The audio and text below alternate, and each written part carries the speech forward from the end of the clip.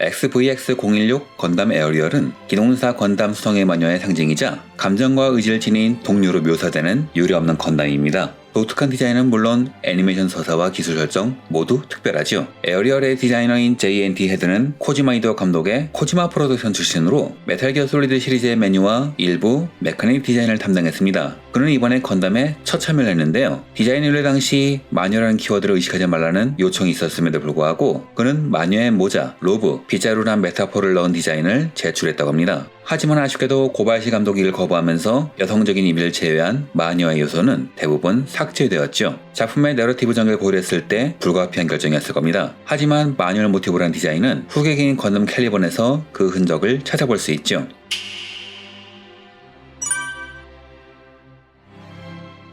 주인공 슬래터 머큐리에게 에어리얼은 단순한 모빌슈 이상입니다. 오랜 시간 동안 척박한 수성에서 함께 고난을 해치운 가족과 같은 존재이죠. 슬래터가 4살 무렵에 건재된 것으로 보이며 공식 소설 요람의 별에서는 11살의 슬래터와 함께 인명구조 활동을 펼치는 모습도 그려집니다. 에어리얼 콕피트 내부에는 어린 시절 슬래터가 시간을 보내던 다양한 오락 매체가 보관되어 있다고 합니다. 심지어 조종 시뮬레이터로 보이는 게임도 있었죠. 이후 학원에 반입될 때 규정에 맞춰 콕핏 주변이 개수되었고 본편 시작 시점에서는 슬래터의 학생 수첩을 장착하는 슬롯이 추가됩니다. 즉 학생 수첩만 있다면 슬래터 본인 외에도 기동과 조종이 가능하다는 이야기지만 일단은 학칙 위반이기 때문에 1호에서 미오미오가 한 짓은 아버지의 힘이 아니었다면 징계받은 사안이었고 결론부터 말하면 에어리얼의 잠재된 성능을 100% 끌어낼 수 있는 파일럿은 슬래터뿐이라고 HG 프라모델의 설명서에 명시되어 있습니다. 실제로 1호에서 미오리네가 무단으로 탑승했을 때 기본적인 움직임과 빔라이플 발사는 가능했지만 미숙한 조동 실력으로 인해 버벅거리는 움직임만 보여주었고 빔라이플 발사의 반동으로 넘어지는 등 제대로 된 성능을 보여주지 못했습니다. 이 기체의 성능을 제대로 끌어내기 위해선 2차 인증이 필요하죠. 슬래터 머큐리라는 2차 인증 말이죠. 그런데 그 2차 인증을 누구한테 해야 할까요?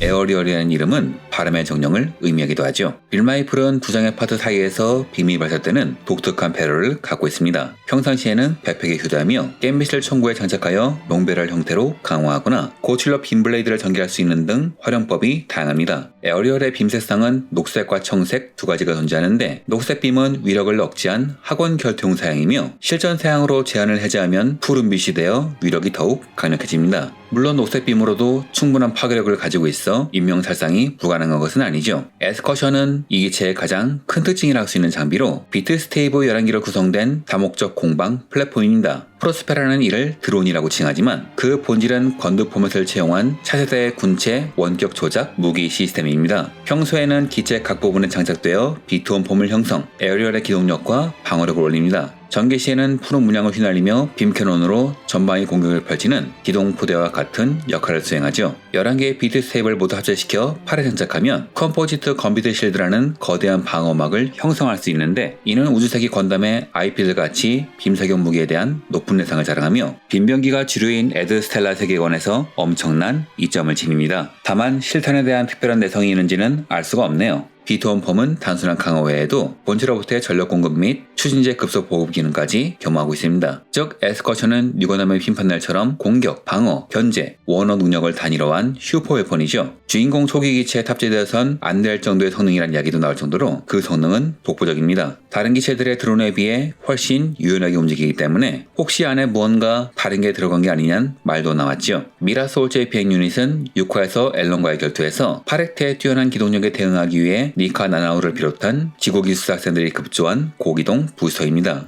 여담이지만 작중에선 미라소울이라는 회사가 나오지 않아 대체 무슨 영문인지 모르는 사람이 많았는데 이후 프라모델이 발매될 때 사용한 정크 부품을 만드는 회사라는 사실이 매뉴얼에 적혀 나왔죠. 오버라이드는 6화 앨런 캐레스와 전투에서 갑자기 발동한 기능입니다. 에어리얼 주변에 11개의 비트 스테이브가 창백한 빛을 내는 순간 파렉트의 비트가 기능을 정지하고 심지어 결투를 중계하던 주변 카메라와 통신 설비까지 일시적으로 마비되었죠. 글래스레이 기숙사와의 결투에서 심각한 손상을 입은 에어리얼은 건담 에어리얼 개수형으로 새롭게 태어납니다. 개수형은 장갑과 슬라스터가 증설되었으며 머리 형태와 안테나 변경으로 인해 군용병기 같은 이미지가 강합니다. 추가 장비였던 플라이트 유닛이 표준 장비로 채택되었으며 11개의 비트 스테이블을 모두 빔 라이플에 연결하여 더욱 강력한 파괴력을 자랑하는 건비트 라이플을 사용할 수 있습니다. 그 위력은 실전 사양의 빔이 아님에도 불구하고 빔이 슈친 모빌 슈의 다리를 녹일 정도로 강력하죠. 세컨드 시즌에서는 12화에서 보여주지 않았던 오버라이드 기능을 다시 발동시키는데 단순히 상대의 건드 포맷을 무력화하는 것을 넘어 갬빗의 제어권까지 빼앗아 에어리얼의 의지대로 조종하는 능력을 선보입니다. 심지어 건드 포맷이 탑재되지 않은 기체에 비트까지 제어할 수 있으며 일정 범위 내라면 요인기조차 조종할 수 있다는 사실이 밝혀지면서 시청자들에게 대체 이걸 어떻게 수습하려고 이러는지 걱정을 안겨줬죠. 이런 기능이 들어간 이유는 랭블랑 부부가 진행하던 콰이어트 제로, 무기를 통제하여 전쟁을 억제하는 기능을 에어리얼이 본격적으로 구현했기 때문입니다. 물론 프로스페라의 목적은 따로 있었죠. 공식 사이트 게재 소설인 요람의 별에는 에어리얼이 명확한 의사를 가지고 있다는 묘사가 등장합니다. 1화에서는 슬레타의 부름에 모니터가 반응하는 모습을 보이고 9회과의 첫 번째 결투에서는 미오리네가 타자 슬쩍 무기를 감추는 모습도 나왔고 슬레타와 실시간으로 대화하는 모습도 나오며 고성능의 AI 시스템이 탑재되어 있다는 것을 여러모로 보여주죠. 그리고 이 시스템은 에어리얼의 비밀의 핵심이기도 합니다. 건드 포맷은 카르도나부 박사가 개발한 건담 타입 모빌 슈트에 탑재된 특수 시스템으로 태양계내에 편지하는 광물로부터 발견된 특수 원소인 퍼맷을 활용한 신체의 기능 확장 기술입니다. 원래는 신체가 결손된 사람들을 위한 의료 기술이지만 이를 모빌 슈형으로 개량한 것인데요. 문제는 거대 모빌 슈와 인간의 뇌를 직접 접속시키면 인간의 뇌에 큰 부담을 준다는 데 있습니다. 그런데 작중에서 슬레타는 에어리얼을 사용함에도 어떠한 부담도 받지 않으며 이는 잠깐 에어리얼을 탔던 엘란도 마찬가지였죠. 그래서 당시 에어리얼의 건드 포맷은 과거의 문제점을 해결한 완전 새로운 개념의 기술이라 생각되었지만 본편 5화에서 페일사의 연구원인 벨메리아 윈스턴에 의하면 3화에서 에어리얼의 가동 수준은 기존의 건드 포맷 레벨이라면 파일럿이 즉사해도 이상하지 않을 정도의 태스크 레벨이었다는 게 밝혀졌습니다. 이게 어떻게 가능했는가? 정답은 파일럿이 받아야 할 데이터 스톰을 누군가가 대신 받게 설계되어 있었기 때문이죠. 파일럿 대신 부담을 받고 파일럿의 의지에 따라 가동하는 인물, 바로 프로스페라의 딸인 에릭트 사마야였습니다. 에릭트는 우주의 가혹한 환경을 버티지 못하고 죽어가고 있었고 프로스페라는 딸을 살리기 위해서 르브리스에 딸을 집어넣었죠. 이 과정에서 기체를 개수하여 에어리얼로 만든 것입니다. 그리고 에어리얼의 11개의 건비트에는 각각 에리의 인격을 복제한 데이터가 들어가 있죠. 즉, 이 기체의 인공지능이 특별히 뛰어난 이유는 안에 사람을 직접 집어넣었기 때문입니다.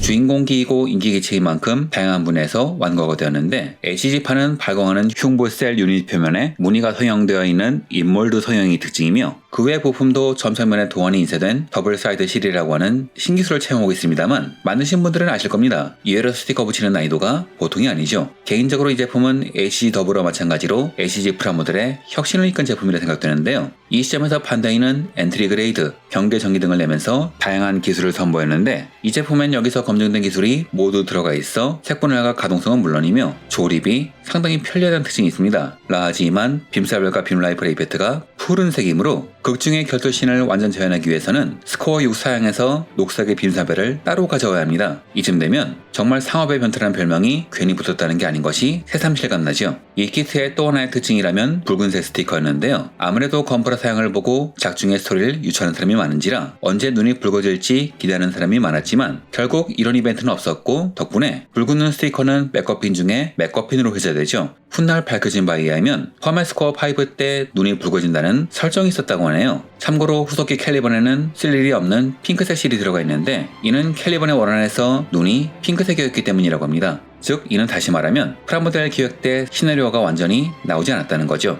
이후 미라소울 플라이트 유닛에는 기존 키트에는 들어있지 않았던 편손이 구성되어 있었죠. 그런데 이 제품이 나온 시점이 충격의 12화였기 때문에 또한 이후 나온 에어리얼 개수형에도 손바닥은 들어있지 않았기 때문에 이 장면을 재현하기 위해서 이 부스터를 따로 사는 사람도 많았다고 합니다. 장사 잘한다니까요. 현재 반다이는 마스터 그레이드는 고가 상품 위주로 재편하고 프레임이 없어도 되는 키트, 즉 철혈 시리즈 외의 키트는 마스터 그레이드가 아니라 풀 메카닉스로 내는 경향이 있는데 이 키트는 말 그대로 프레임 없는 마스터 그레이드로 완벽한 색분할과 가동을 보이면서 엄청난 인기를 누렸습니다. 원작은 캐릭터 스토리 비중도 높고 작업량과 스케줄 문제도 있어 전투씬의 비중이 적은 편인데요. 다른 기체는 1회에서 2회 정도만 등장하지만 에어리얼은 무려 9개 에피소드에서 등장합니다. 게다가 전투만 한 게 아니라 춤도 췄죠. 이건 건담 최초 아닌가요? 에리얼은 단순한 모빌수가 아니라 감정을 나누는 존재이자 한 소녀의 성장과 함께한 가족이기도 했습니다. 가족이란 선택은 정말 적절했던 것인지 수송의 마녀는 일본에서 진행된 처음으로 본 건담이 무엇이냐는 설문조사에서 당당히 1위를 차지하기도 했죠. 일본에서 신세대가 건담을 안 본다는 고민 덕분에 태어난 이 기체는 그 혁신은 나름대로 성공한 게 아닌가 싶네요. 이번 영상은 여기까지입니다. 시청해주셔서 감사합니다.